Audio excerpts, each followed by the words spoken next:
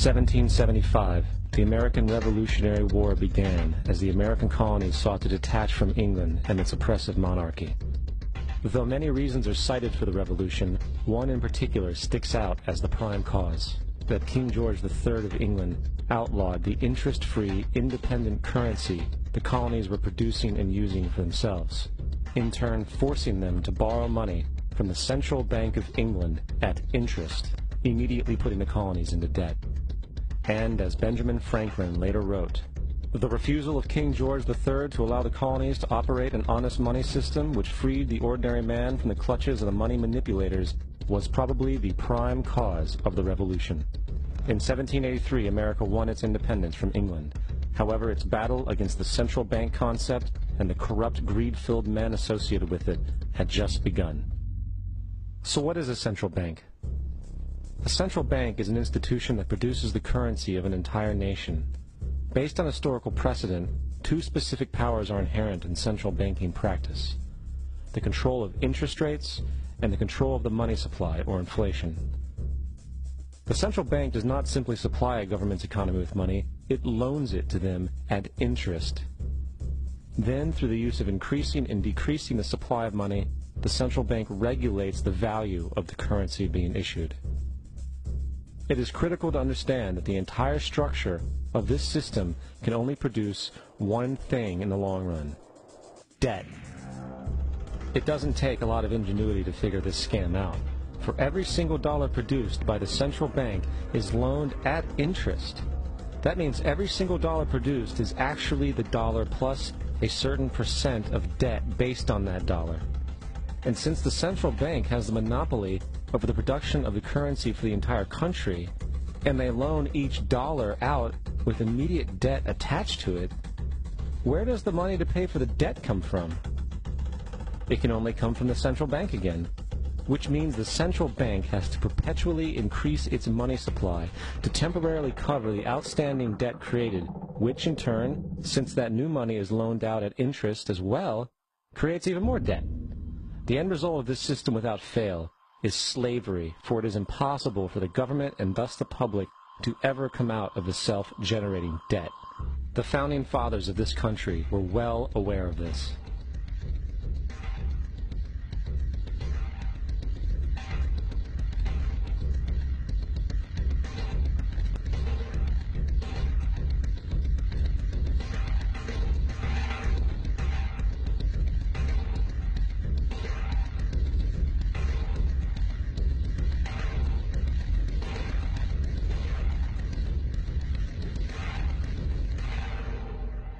By the early 20th century, the U.S. had already implemented and removed a few central banking systems, which were swindled into place by ruthless banking interests.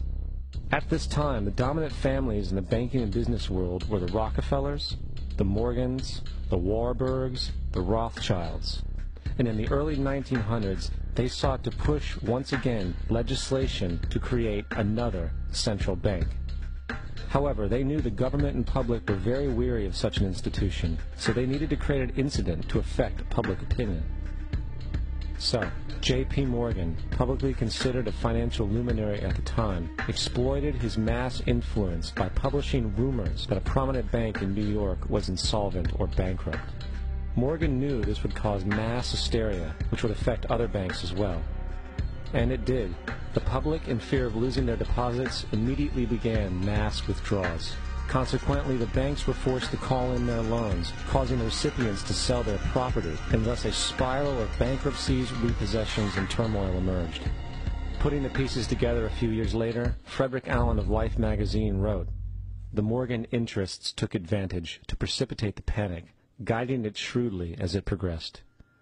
Unaware of the fraud, the Panic of 1907 led to a congressional investigation headed by Senator Nelson Aldrich, who had intimate ties to the banking cartels and later became part of the Rockefeller family through marriage.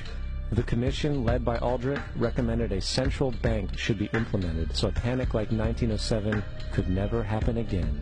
This was the spark the international bankers needed to initiate their plan.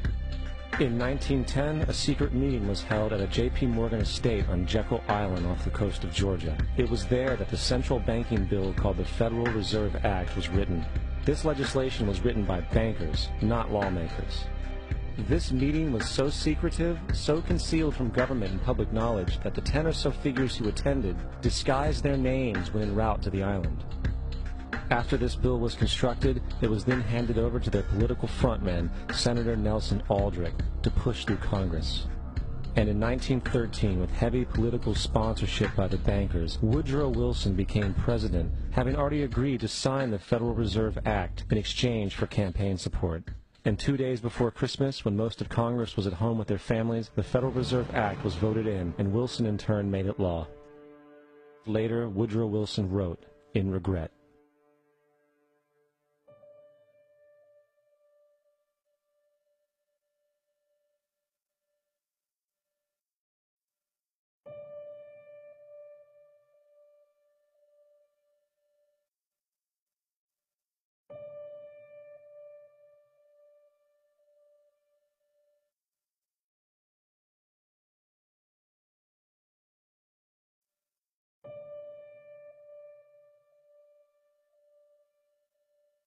Congressman Lewis McFadden also expressed the truth after the passage of the bill. A world banking system was being set up here, a superstate controlled by international bankers, acting together to enslave the world for their own pleasure. The Fed has usurped the government. Now, the public was told that the Federal Reserve System was an economic stabilizer, and inflation and economic crises were a thing of the past. Well, as history has shown, nothing is further from the truth. The fact is, the international bankers now had a streamlined machine to expand their personal ambitions. For example, from 1914 to 1919, the Fed increased the money supply by nearly 100%, resulting in extensive loans to small banks and the public. Then, in 1920, the Fed called in mass percentages of the outstanding money supply, thus resulting in the supporting banks having to call in huge numbers of loans, and, just like 1907, bank runs, bankruptcy, and collapse occurred. Over 5,400 competitive banks outside of the Federal Reserve System collapsed, further consolidating the monopoly of the small group of international bankers. Privy to this crime, Congressman Lindbergh stepped up and said in 1921, "Under the Federal Reserve Act, panics are scientifically created. The present panic is the first scientifically created one, worked out as we figure a mathematical equation." However, the panic of 1920 was just a warm-up. From 1921 to 1929, the Fed again increased the money supply, resulting once again in extensive loans to the public and banks.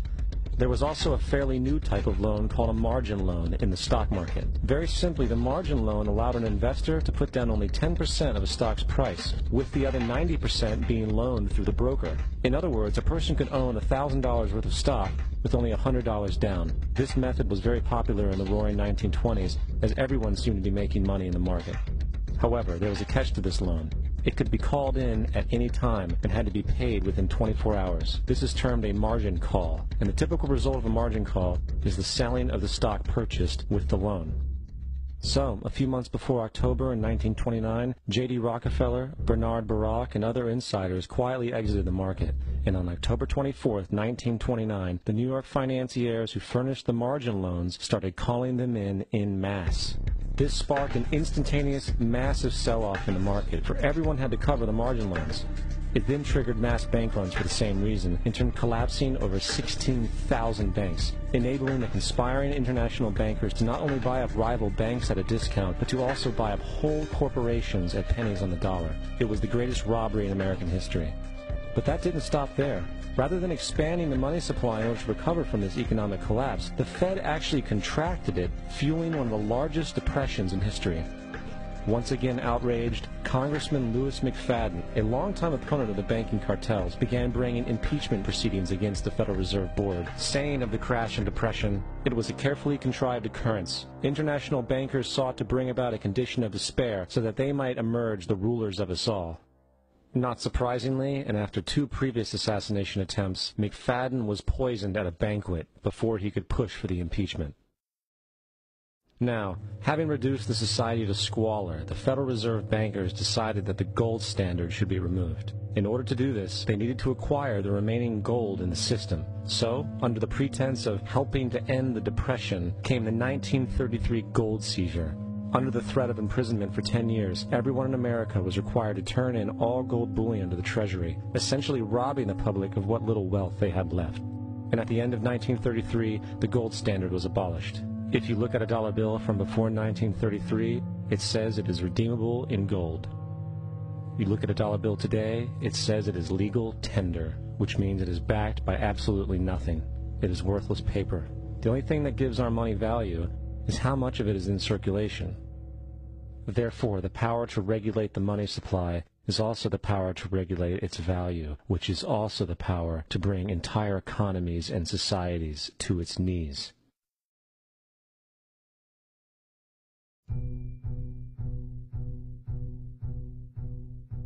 It's important to clearly understand the Federal Reserve is a private corporation. It is about as Federal Express. It makes its own policies and is under virtually no regulation by the U.S. government. It is a private bank that loans all the currency at interest to the government, completely consistent with the fraudulent central banking model that the country sought to escape from when it declared independence in the American Revolutionary War. Now, going back to 1913, the Federal Reserve Act was not the only unconstitutional bill pushed through Congress. They also pushed the federal income tax. It's worthwhile to point out that the American public's ignorance towards the federal income tax is a testament to how dumbed down and oblivious the American population really is. First of all, the federal income tax is completely unconstitutional, as it is a direct, unapportioned tax. All direct taxes have to be apportioned to be legal based on the Constitution. Secondly, the required number of states in order to ratify the amendment to allow the income tax was never met, and this has even been cited in modern court cases.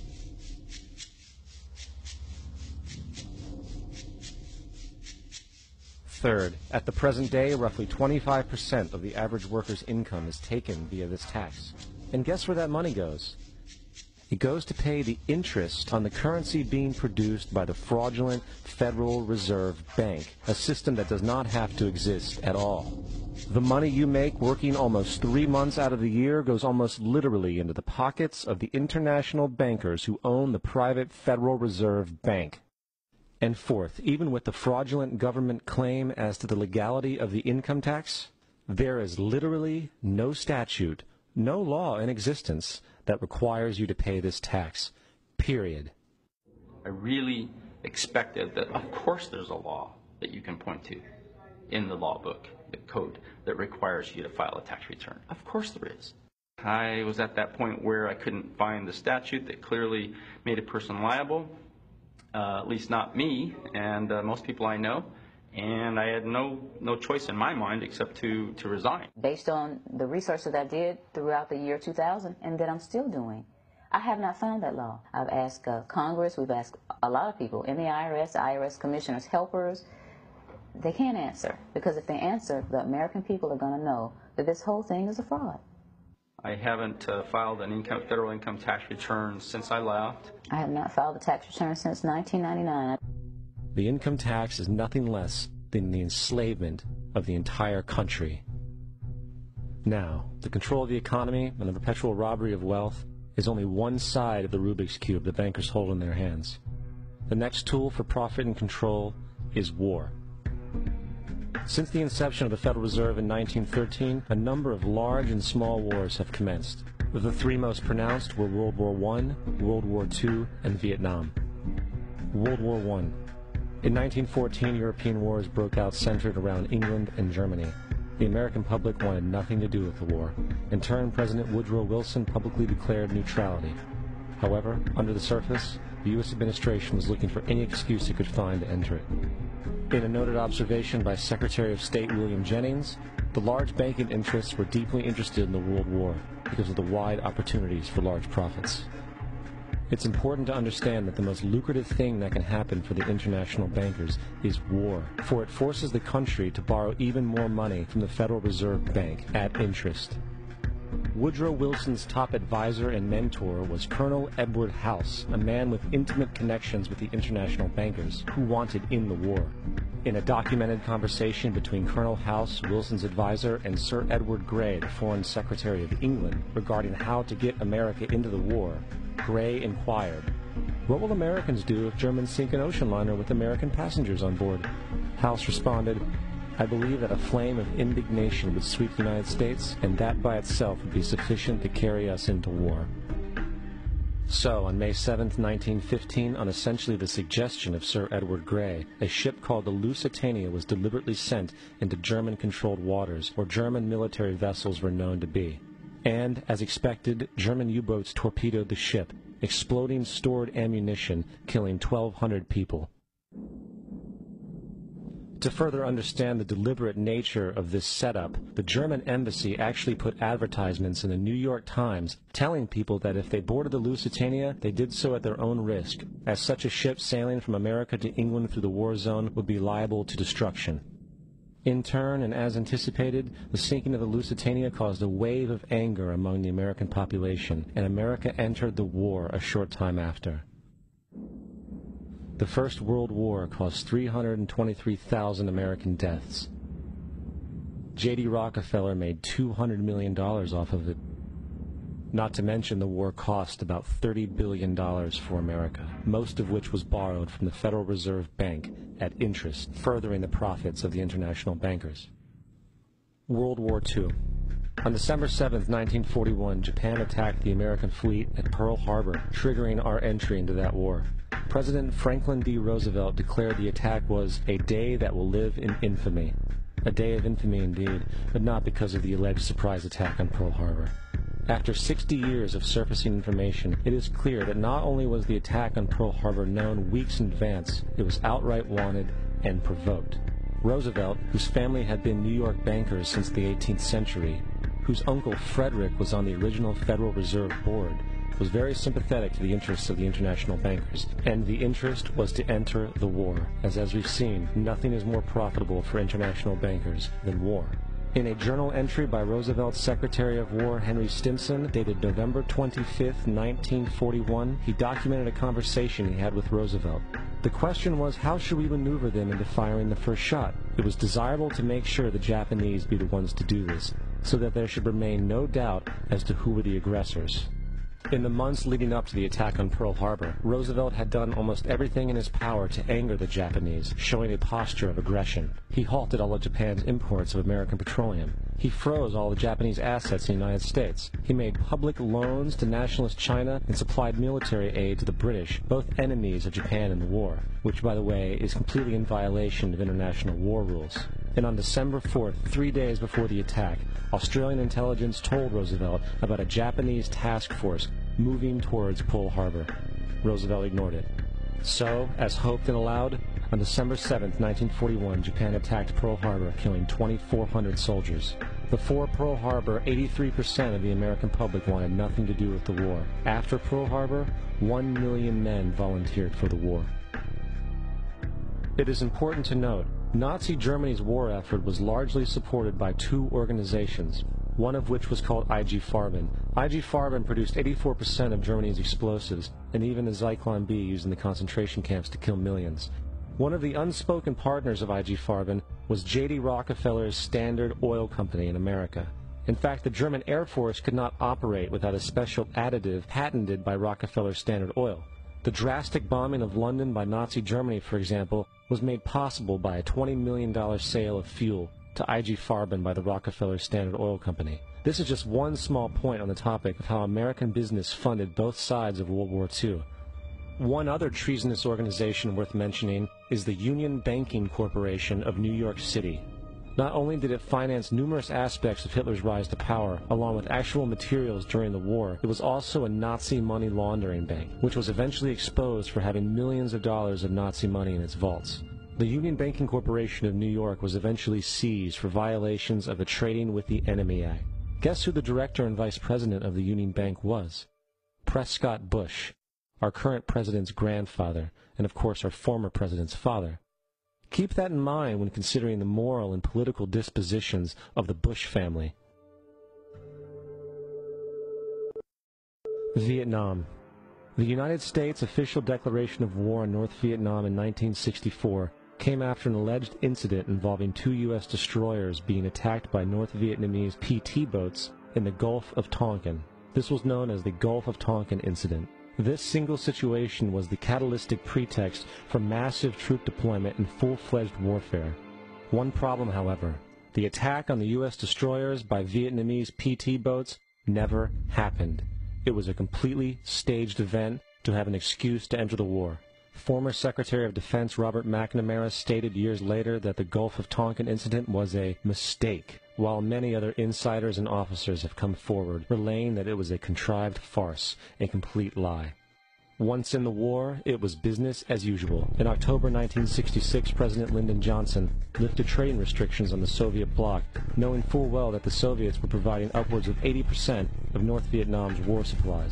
Consequently, Rockefeller interests financed factories in the Soviet Union, which the Soviets used to manufacture military equipment and send it to North Vietnam. However, the funding of both sides of this conflict was only one side of the coin. In 1985, Vietnam's rules of engagement were declassified. This detailed what American troops were and were not allowed to do in the war. It included absurdities like North Vietnamese anti-aircraft missile systems could not be bombed until they were known to be fully operational. No enemy could be pursued once they crossed the border of Laos or Cambodia. And most revealing of all, the most critical strategic targets were not allowed to be attacked unless initiated by high military officials. Apart from these imposed ludicrous limitations, North Vietnam was informed of these restrictions and therefore could base entire strategies around the limitations of the American forces. This is why the war went on so long. And the bottom line is this: the Vietnam War was never meant to be won, just sustained. This war for profit resulted in 58,000 American deaths and 3 million dead Vietnamese. So, where are we now? September 11th was the jumpstart for what is now an accelerated agenda by the ruthless elite. It was a staged war pretext no different than the sinking of the Lusitania, the provoking of Pearl Harbor, and the Gulf of Tonkin lie. In fact, if 9/11 wasn't a planned war pretext, it would be an exception to the rule. It has been used to launch 2 unprovoked illegal wars, one against Iraq and one against Afghanistan. However, 9/11 was a pretext for another war as well, the war against you. The Patriot Act, Homeland Security, the Military Tribunals Act, and other legislations are all completely and entirely designed to destroy your civil liberties and limit your ability to fight back against what is coming. Currently in the United States, unannounced to most brainwashed Americans, your home can be searched without a warrant, without you being home. You can in turn be arrested with no charges revealed to you, detained indefinitely with no access to a lawyer, and legally tortured, all under the suspicion that you might be a terrorist.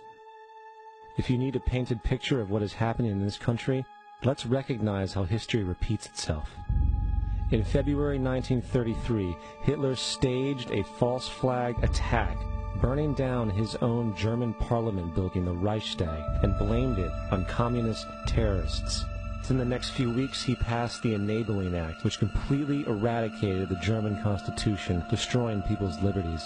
He then led a series of preemptive wars, all justified to the German people as necessary to maintaining homeland security.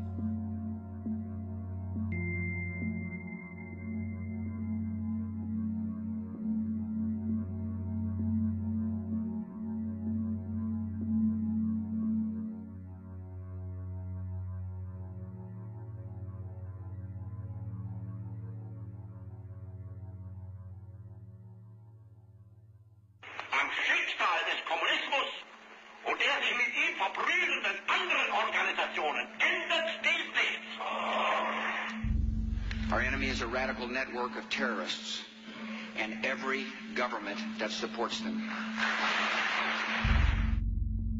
It's time to wake up. The people in power go out of their way to make sure that you are perpetually misled and manipulated. The majority's perception of reality, especially in the political arena, is not their own. It is shrewdly imposed upon them without them even knowing it. For example, the public at large actually believes the invasion of Iraq is going badly, as sectarian violence doesn't seem to stop. What the public fails to see is that the destabilization of Iraq is exactly what the people behind the government want.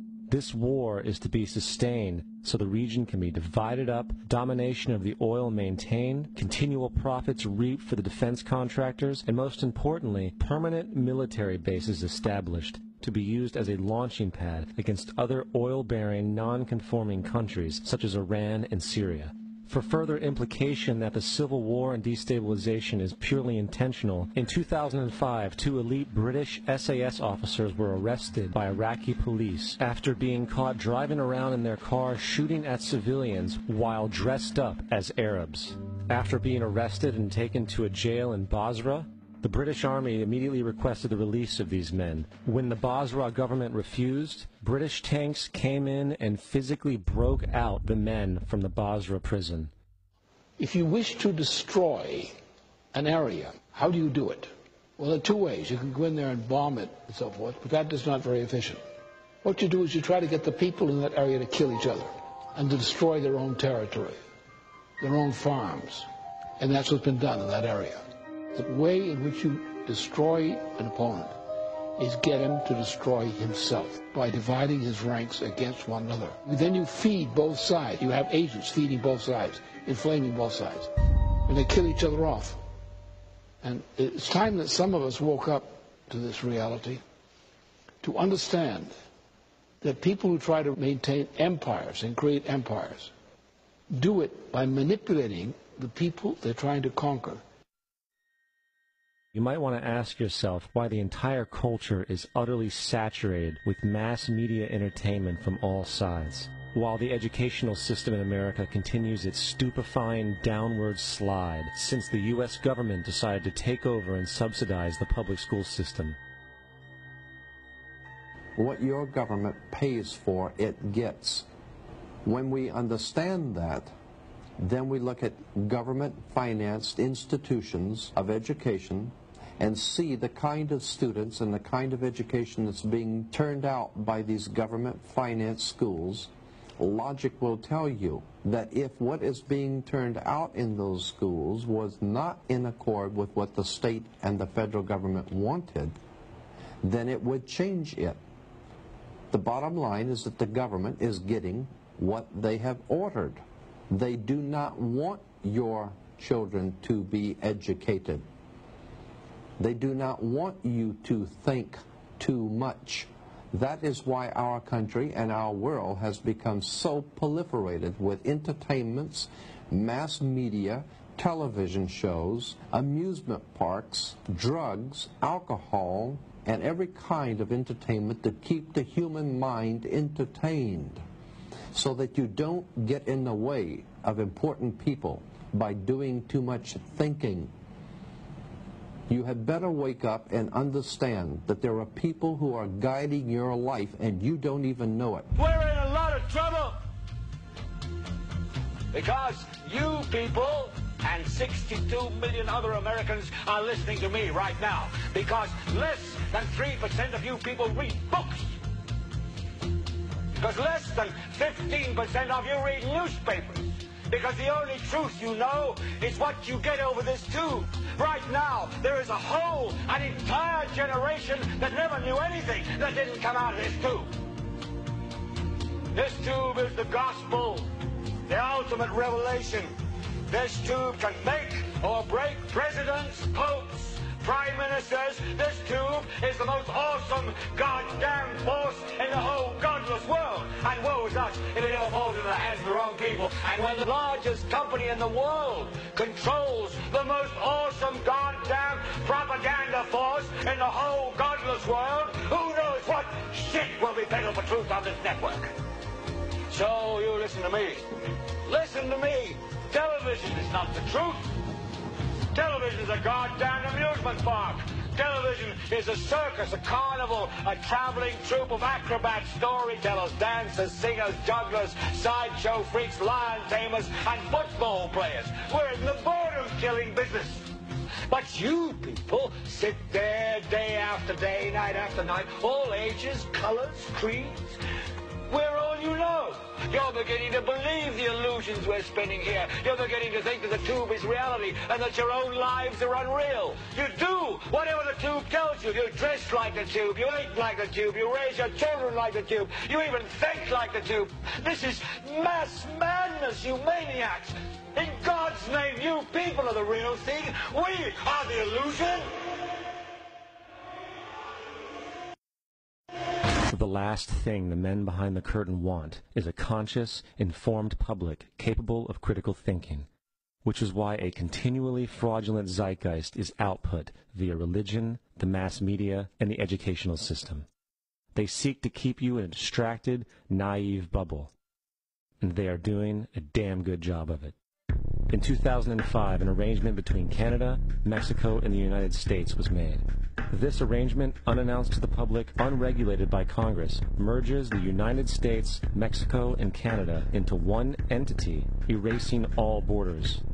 It's called the North American Union, and you might want to ask yourself why you've never heard of this.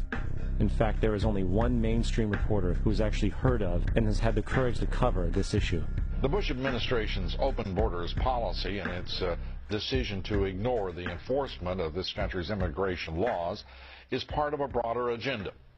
President Bush signed a formal agreement that will end the United States as we know it, and he took the step without approval from either the U.S. Congress or the people of the United States. It's a deal that few have even heard of. It's being done again by very few people at the very top on behalf of the investment class, but the working class of people. Political officials across our country, from communities, from cities and so forth, they don't know anything about this. This isn't some trade agreement. It is a total removal of sovereignty from these countries, which will also result in a completely new currency called the Amero. Fall. Apart from that, I think one thing people who are dollar-based need to focus on is the Amero. That's the one thing that nobody's talking about, but I think it's going to have a big impact on everybody's life in Canada, the U.S., and Mexico. The Amero is the proposed new currency for the North American community, which is being developed right now between Canada, the U.S., and Mexico to make a borderless community, much like the EU, and the dollar, Canadian dollar, U.S. dollar, and the Mexican peso replaced by the Amero. By default of this agreement, the American Constitution will eventually be obsolete. You would think that a situation like this would be on the cover of every major newspaper. That is until you realize that the people who are behind this movement are the same people behind the mainstream media, and you are not told what you're not supposed to know. The North American Union is the same concept as the European Union, the African Union, and the soon-to-be Asian Union, and the same people are behind all of them. And, when the time is right, the North American Union, the European Union, the African Union, and the Asian Union will be merged together, forming the final stages of a plan these men have been working on for over 60 years. A one-world government.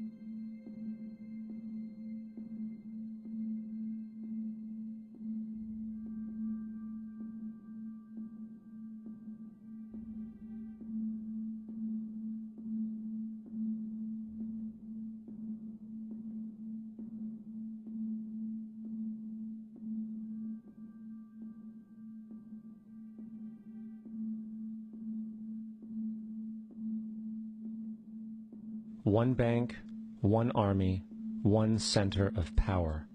And if we have learned anything from history, it is that power corrupts, and absolute power corrupts absolutely.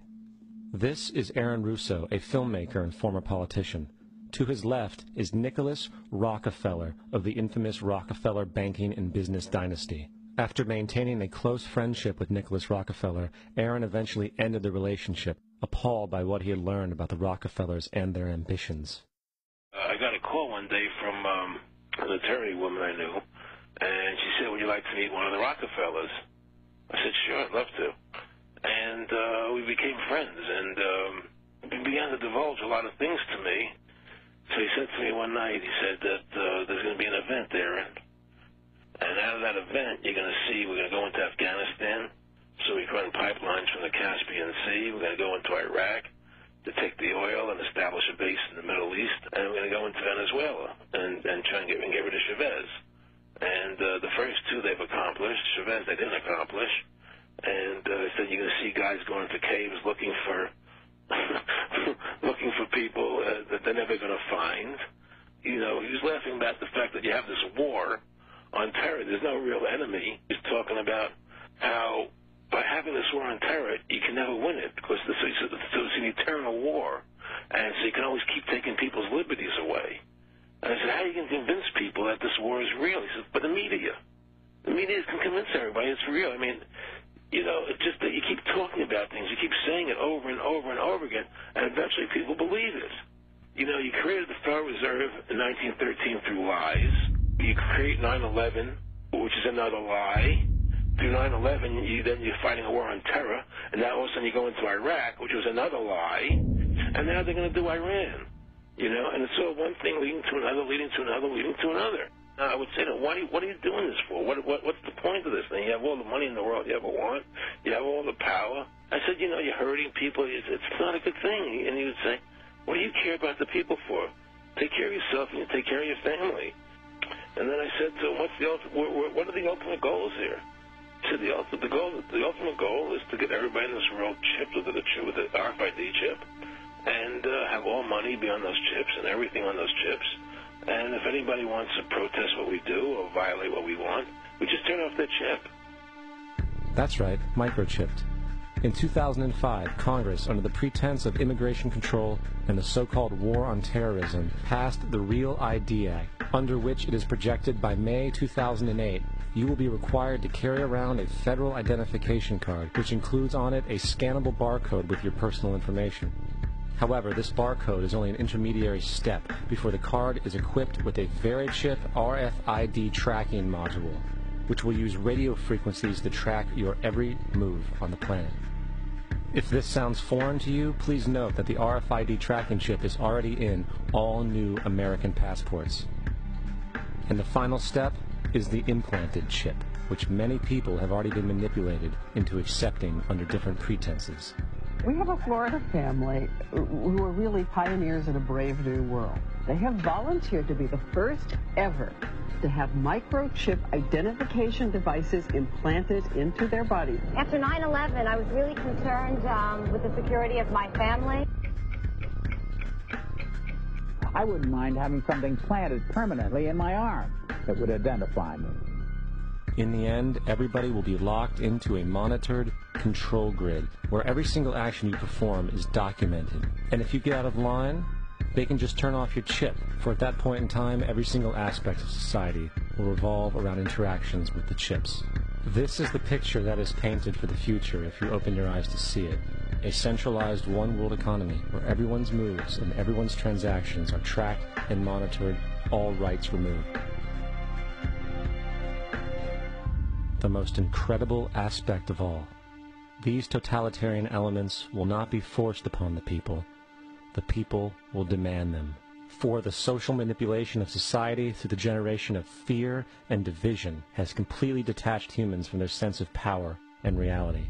A process which has been going on for centuries, if not millennia. Religion, patriotism, race, wealth, class, and every other form of arbitrary, separatist identification and thus conceit has served to create a controlled population, utterly malleable in the hands of the few. Divide and conquer is the motto, and as long as people continue to see themselves as separate from everything else, they lend themselves to being completely enslaved. The men behind the curtain know this, and they also know that if people ever realize the truth of their relationship to nature and the truth of their personal power, the entire manufactured zeitgeist they prey upon will collapse like a house of cards.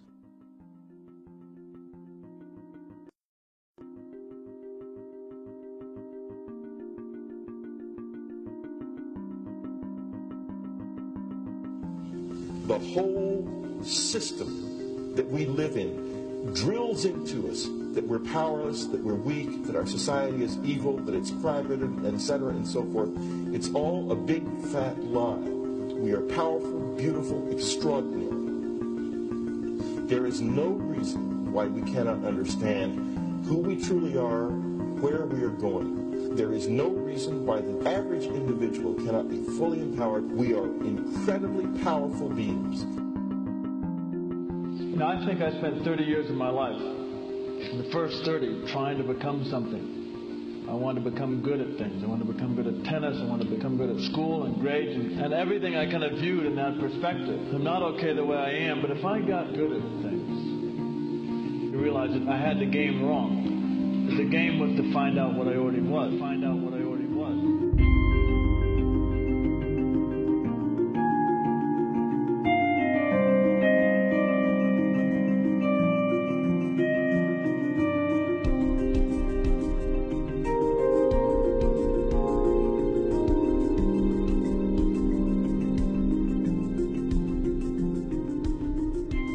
Now, in our culture, we've been trained for individual differences to stand out. So you look at each person, immediately it is brighter, dumber, older, younger, richer, poorer, and we make all these dimensional distinctions, put them in categories and treat them that way. And we get so that we only see others as separate from ourselves in the ways in which they're separate. And one of the dramatic characteristics of experience is being with another person and suddenly seeing the ways in which they are like you, not different from you, and experiencing the fact that that which is essence in you and which is essence in me is indeed one. The understanding that there is no other. It is all one.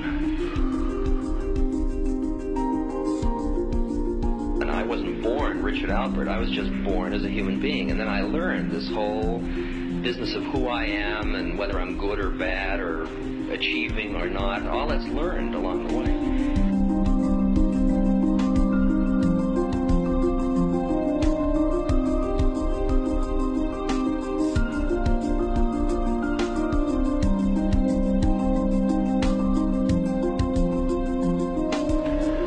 The old appeals to racial, sexual, and religious chauvinism, to rabid nationalist fervor, are beginning not to work. A new consciousness is developing which sees the earth as a single organism and recognizes that an organism at war with itself is doomed.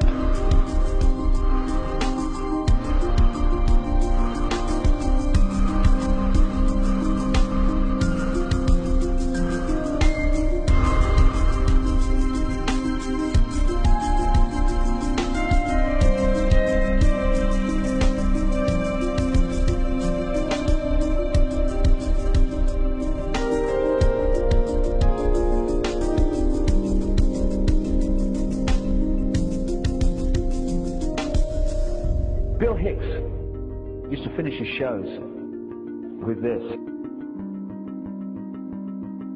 Life's like a ride in an amusement park. And when you go on it, you think it's real, because that's how powerful our minds are. And the ride goes up and down and round and round. It has thrills and chills, and it's very brightly colored. And it's very loud, but it's fun for a while.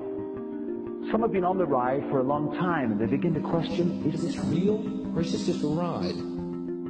And other people have remembered, and they come back to us and they say, hey, don't worry, don't be afraid ever, because this is just a ride. And we kill those people. Shut him up, I've got a lot invested in this ride. Shut him up! Look at my furrows of worry. Look at my big bank account and my family. This has to be real. It's just a ride. But we'll kill those good guys who try and tell us that. You ever notice that? And let the demons run amok? But it doesn't matter, because it's just a ride, and we can change it anytime we want. It's only a choice. No effort, no work, no job, no savings of money. Just a choice right now between fear and love.